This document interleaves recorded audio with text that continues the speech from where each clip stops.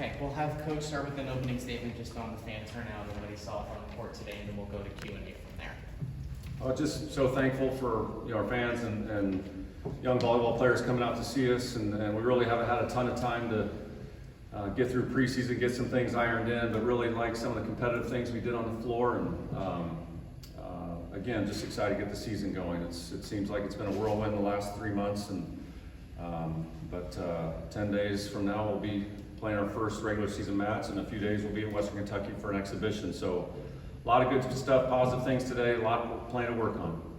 What did you want to see just heading into this in terms of rotations with girls and stuff? What was your overall kind of Yeah, I mean, just there are a couple people playing different positions. So want to see some situations there. Wanted to see the freshmen get out and get under the lights, and before we got too far along in preseason to get a gauge of where they are and the things they need to work on.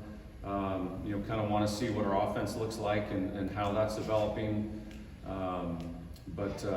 Really just to get a sense of where we are and what we need to work on prior to Thursday, and then again prior to when we play, because there's plenty of it. You brought in the number one recruiting class in the country, and you kind of saw a little bit of why that class is top ranked. How impressed were you with some of the young studs that you have on the roster? Well, yeah, both the freshman and sophomore classes are very talented in a lot of different ways. They bring a lot to the court, and now just trying to figure out what are the strengths that they currently have that can help us right away. What are the things that maybe they might need a year or two to work on? So, a lot of tools in the toolbox to try and figure out for all of them individually, and I'm glad we have another couple weeks. I wish we had about 4 weeks to get things ironed out, but all good. You mentioned wanting to see what the freshmen could do under the lights for the first time. Was there anything in particular that struck you about any of them that you really noticed in this kind of first, maybe more competitive format than you had been doing in practice?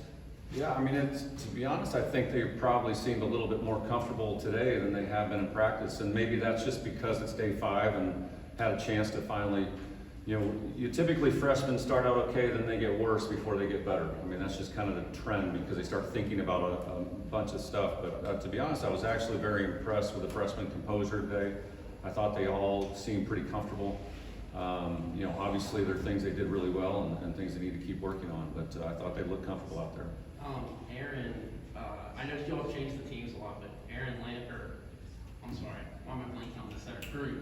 Emma Groom. She was on the winning team all 3 times. I thought she looked pretty good. I know she's a freshman and the setter's a tough position, but do you think she could be the starter on day 1? Still remains to be seen. I mean, she's had some really good days. Today was one of them. Cam's had a lot of really good days. Yesterday she was very good. Her team's won a lot, so it's a great battle and competition. They're both really supportive of each other. Emma's been playing volleyball since she could probably crawl, so she's played a lot of volleyball, not just indoors, but beach as well.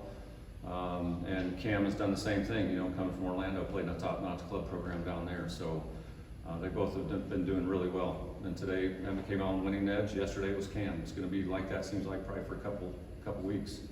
Greg, you're paid to worry as head coach. What's your biggest worry about this team? John always comes in some zingers. I think I wish we had a little bit more time to prepare. I mean, our preseason literally is 12 to 14 days of practices.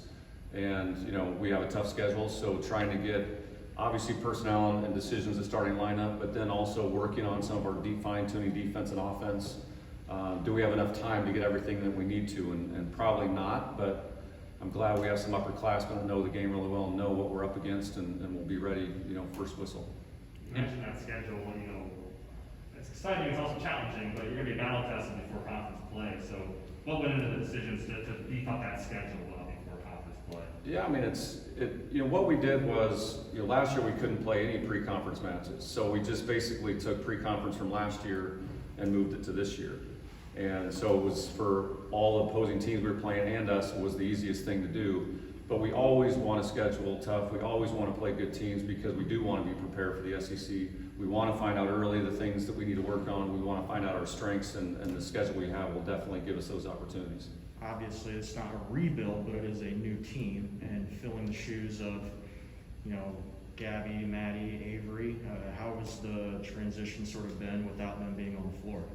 Yeah, I mean, to be honest, this is one of my favorite times of year because it is, I've said it before all summer. I mean, every season is a new blank canvas of a team. And whether you bring in one person, 6 people, 4, the complexity of a team is always different.